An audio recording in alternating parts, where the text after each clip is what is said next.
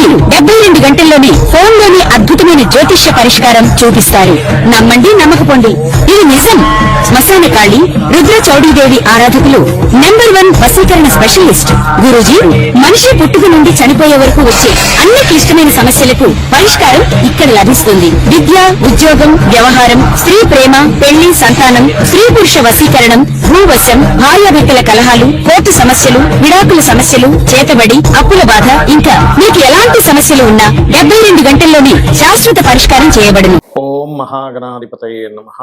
ఓం గురుభ్యో నమః. ఓం శ్రీమాత్రే నమః. మనం ఈరోజు మీరు జన్మించినటువంటి లగ్నం నుంచి మీకు వేటి మూలంగా ధనయోగం వస్తుంది, అదేవిధంగా ఇది మనం చెప్పుకునేటువంటిది జనరల్గా ఉదాహరణకి మేషంలో పుట్టారు, లేదా వృషభ లగ్నంలో మీరు పుట్టినప్పుడు వృషభ లగ్నం ఉంది, లేదా మిథున లగ్నం ఉంది, కర్కాటక లగ్నం, అలా దాన్ని బట్టి సెకండ్ లార్డ్ ఎవరు, ఆ గ్రహం ఎటువంటి ధనయోగాన్ని ఇవ్వడానికి ఎలిజిబుల్ అయింది, 7th లార్డ్ ఎవరు, అంటే ధనం ఎందుకు మీరు నిలబట్టడం లేదు, అదేవిధంగా మీకు జాతక చక్రంలో వ్యాపారం మూలంగా ధనయోగం ఉందా, లేదా ఉద్యోగ రూపంలో ధనయోగం ఉందా, మీ లగ్నానికి ఎటువంటి మహాదశలు వస్తే ధనయోగంగా మారతాయి అనేటువంటి అంశాలని చెప్తుంది నేనైనప్పటికీ కూడా చెప్పేస్తుంది సాక్షాత్ లలిత అమ్మవారిగా భావిస్తూ ఒక్కొక్క లగ్నం గురించి తెలుసుకుందాము. అదేవిధంగా అసలు వ్యాపార యోగం కనుక ఉన్నట్లయితే ఏ గ్రహం ఏ గ్రహంతో కలిస్తే ఎటువంటి వ్యాపారాల్లోకి వెళ్తారు, ఎటువంటి సమయాల్లో వ్యాపారాల జోలికి వెళ్ళకూడదు, ఎటువంటి సమయాల్లో వ్యాపారాలకు వెళ్తే బాగుంటుంది అనేటువంటి విషయాలు కూడా నేను చివరిలో చెప్తాను. వీడియో చివరి వరకు చూడండి. మేష లగ్నము, మేషరాశి. లగ్నం తెలిసిన వారు లగ్నం నుంచే చూసుకోండి, లగ్నం తెలియని వారు రాశి నుంచి చూసుకోవచ్చు. ఎందుకంటే జన్మజాతకాన్ని ఎప్పుడు లగ్నం నుంచే చూసుకోవాలి, గుర్తుపెట్టుకోండి. కావున మేషలగ్నం వారికి సహజంగా ఉండేటువంటి లక్షణం ఏమిటి అంటే కాస్త అగ్రెసివ్ ఉంటారు వాళ్ళ కొంత, కానీ మనసు మాత్రం చాలా వెన్నపూస అంటారు. మేషలగ్నం వారు జన్మిస్తారు అంటే బయటికి మాత్రం హ్యార్ష్గా, కోపంగా, ముక్కుసుడిగా ఉంటారు. మనం వాళ్ళని చూసి అయ్యో వీళ్ళు ఏమిటి ఇలా ఉన్నారు, వీళ్ళు కరెక్ట్ కాదేమో అనుకుంటారు. కానీ కోపంగా ఉన్న ప్రతి వ్యక్తి కరెక్ట్ కాని వ్యక్తి కాదు, నిజాయితీగా ఉన్న వ్యక్తిని మనం అర్థం చేసుకోవాలి. మనసు వెన్న, ఎందుకంటే చతుర్థాధిపతి చంద్రుడు కాబట్టి. అయితే ఇక్కడ మనం చూడవలసినటువంటి ధనాన్ని ఇచ్చే గ్రహం ఎవరు, వీళ్ళకి శుక్రుడే అవుతాడండి ప్రధానంగా. వీళ్ళకి శుక్రగ్రహం, అందుకే వీళ్ళ జన్మజాతకంలో శుక్రుడు 2, 7 అధిపతి అయినందుకు వివాహం తర్వాత నుంచి వీళ్ళకి ఫైనాన్షియల్గా చాలా బాగుంటుంది. మరి ఈ శుక్రగ్రహం కనుక పాడైంది అనుకోండి, వివాహం అయినా సరే పెద్ద సపోర్ట్ ఉండదు. ఏది వీళ్ళ పర్సనల్ చాట్లు అలా ఉండడం వల్ల. కానీ వీళ్ళకి అమ్మవారి ఆరాధన చేస్తూ ఉండాలి రెగ్యులర్గా. అందులో ముఖ్యంగా ఫైనాన్షియల్ గ్రోత్కి ఓం సంపత్కరీ సమారూఢ సింధుర వ్రజ సేవితాయే నమః అనే నామస్మరణ ఖచ్చితంగా మంచి ఫలితాలు ఇస్తుంది అమ్మవారి నామాల్లో. అలాగే మరొక విషయం ఏంటంటే ఇక్కడ దీంతో పాటు చేయవలసినటువంటిది చూసుకున్నట్లయితే ఇక్కడ ఈ 2వ అధిపతి 7వ అధిపతి కనుక ఉదాహరణకి మీ జన్మజాతకంలో శుక్రుడు కేతువుతో ఉన్నాడు, దానివల్ల మీకు సంపాదించాల్సినది సంపాదించలేక ఎప్పుడు ధనం వస్తుంది కానీ నిలబట్టడం లేదండి అంటూ ఉంటారు. చూడండి, మనీ వస్తున్నాయండి కానీ ఏమిటో నిలబట్టడం లేదు. ఎందుకు కారణం ఏంటంటే ధనము, ధన వినియోగము అనేది ఉంటుంది. అంటే మీకు ఎంత ధనం వస్తే అది నిలబడుతుందా, ఖర్చు అయిపోతుందా అనేటువంటి విషయం 7వ స్థానంలో ఉంటుంది. అలాగే 12వ స్థానం కూడా బాగా యాక్టివ్ అయిపోయింది. అంటే ఏంటి, మీ జన్మజాతకంలో గురువు పాడయ్యాడు. ఉదాహరణకి మీరు మేషలగ్నంలో జన్మించారు, మీ యొక్క గురువు బలంగా లేడు, బలహీనంగా పాపగ్రహాల మధ్యన ఉన్నాడు. అప్పుడు కూడా ఎక్కువ ఖర్చులు అవుతాయి. అది వ్యసనాల వల్ల కావచ్చు, ఇంట్లో ఉండేటువంటి విపరీతమైనటువంటి ఖర్చుల వల్ల కావచ్చు, లేనట్లయితే మీకు నడుస్తున్న మహాదశల్లో 12th లార్డ్ ఇన్వాల్వ్ అయినటువంటి మహాదశ రావచ్చు. అలాంటప్పుడు ఏం చేయాలి, మీరు మేషలగ్నంలో పుట్టారు, సంపాదిస్తున్నాం కానీ విపరీతమైన ఖర్చు ఉందండి అనుకునేటువంటి వారు క్లియర్గా మీరు చేయవలసింది ఏమిటి అంటే ఈ గురువుకు సంబంధించిన శనగలు దానంగా ఇవ్వడం. ఈ గ్రహం వెళ్ళి ఏ గ్రహాలతో కలిసిందో వాటికి సంబంధించిన గ్రహాలకు దానం ఇవ్వడం చేస్తూ ఉండాలి.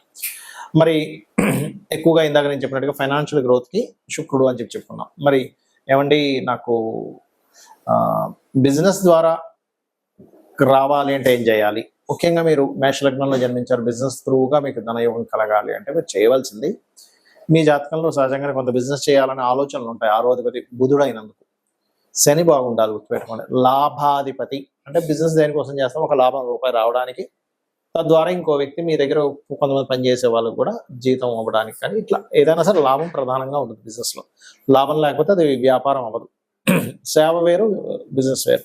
కాబట్టి సేవా సంబంధించిన వాటిలో మనం లాభాలు చూసుకోము. అయితే ఇక్కడ ఏంటంటే మీరు ఎందుకు ఈ సేవ అనే విషయాన్ని తీసుకొచ్చానంటే 12వ అధిపతి గురువు అయినందుకు మీరు దేవతా సంబంధించినటువంటివి అంటే కొన్ని ఆలయాల్లో కొన్ని సేవా కార్యక్రమాలు చేస్తూ ఉంటారు. అలా చేసినట్లయితే అనవసరమైన ఖర్చు అనేటువంటిది మీకు జరగదు, గుర్తుపెట్టుకోండి. అలాగే మీరు చాలా జాగ్రత్త పడవలసింది ఏమిటంటే ప్రతి మనిషి కూడా తన బిజినెస్లో ఇంప్రూవ్ అవ్వాలన్నా, తను వ్యాపారంలో బాగా కలిసి రావాలన్నా, లేకపోతే ఉద్యోగంలో కలిసి రావాలన్నా కొన్ని వాటి జోలికి వెళ్ళకూడదు. మేషం వారు అప్పులు ఇవ్వడం, అప్పు విషయంలో చాలా జాగ్రత్తగా ఉండాలి. ఇది కనుక చేయగలిగితే ఖచ్చితంగా మీకు బాగుంటుంది. ఇక్కడ మనకి ధనం అనేటువంటిది వ్యాపార రూపంలో వస్తుందా, ఉద్యోగ రూపంలో వస్తుందా అనేటువంటి విషయం జ్యోతిష్శాస్త్రంలో చాలా స్పష్టంగా ఉంటుంది. అది ఎలా తెలుసుకోవాలి అంటే స్వేచ్ఛాయోగము అని ఉంటుంది. అంటే శని కేతువులు కలిసి ఉంటే దాన్ని స్వేచ్ఛాయోగము.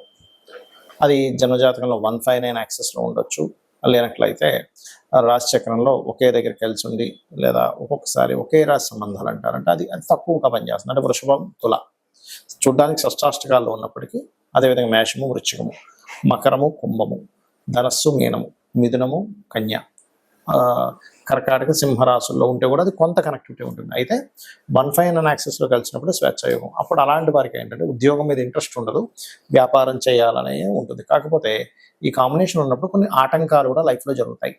దీన్ని ఫస్ట్ మీరు బ్రేక్ చేయాలి. ఏ ఉద్యోగంలో అయినా వ్యాపారంలో అయినా కలిసి రావాలంటే ఏం చేయాలి? దానికంటే వెంకటేశ్వర స్వామి ఆరాధన చేయడం కంటే మరొకటి లేదు. లేదండి గణపతి ఆరాధన చేస్తాం, చేయండి, తప్పేం కాదు. ఇది మెయిన్. రెండవది ఏంటంటే మీ పర్సనల్ చార్ట్లో అసలు వ్యాపార యోగం ఉంటే లేదా ఉద్యోగ యోగం ఉంటే ఎలా ఉందో తెలుసుకోండి.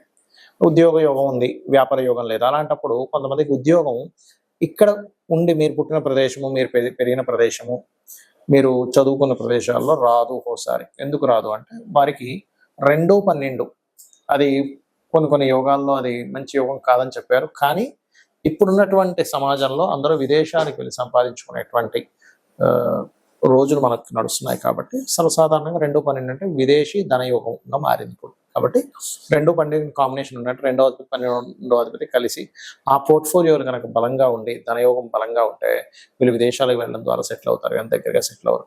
ఏమంటే విదేశాలకు వెళ్ళేంత స్తోమత లేదు, మరి ఎలాగా అనుకునేటువంటి వారు ఉన్న స్టేట్ మారడం, ఉన్న ప్రదేశం మారితే అప్పుడు మీకు బాగుంటుంది. అదేవిధంగా 9-10 కాంబినేషన్ ఉంది, టీచింగ్ జాబ్స్లోకి వెళ్ళడం. అలా మీకు ఎప్పుడైనా సరే ఒక ఏజ్లోనే అంటే ఒక 9th 10th ఈ ఏజ్లో ఉన్నప్పుడు, ఇంకా చిన్నప్పుడే కూడా మీరు కనుక జాతకం చూసుకొని జనరల్గా జ్ఞానాన్ని పెంచుకోవడానికి చదువుకునే చదువులు వేరు. మీరు పలానా ప్రొఫెషన్ తీసుకుంటాను అన్నప్పుడు దానిలో ధనయోగం ఉందా లేదా అన్నప్పుడు మీ ధనాధిపతి ఏ ప్రొఫెషన్కి కనెక్ట్ అయి ఉన్నాడో తెలుసుకోవాలి.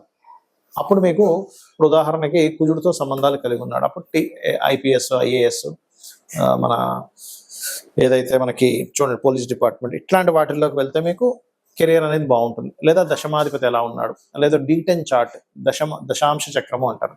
ఆ యొక్క D10 చార్ట్లో దశాంశ చక్రంలో ఈ దశమాధిపతి ఏ గ్రహంతో బలంగా ఉన్నాడు అది ఇన్ డీటెయిల్డ్గా చూసేది. అంటే టైం ఎక్కడా కూడా తప్పు ఉండకూడదు. పర్ఫెక్ట్ టైం ఉన్న వాళ్ళకి మాత్రమే వర్గ చక్రాల్లోకి వెళ్ళాలి.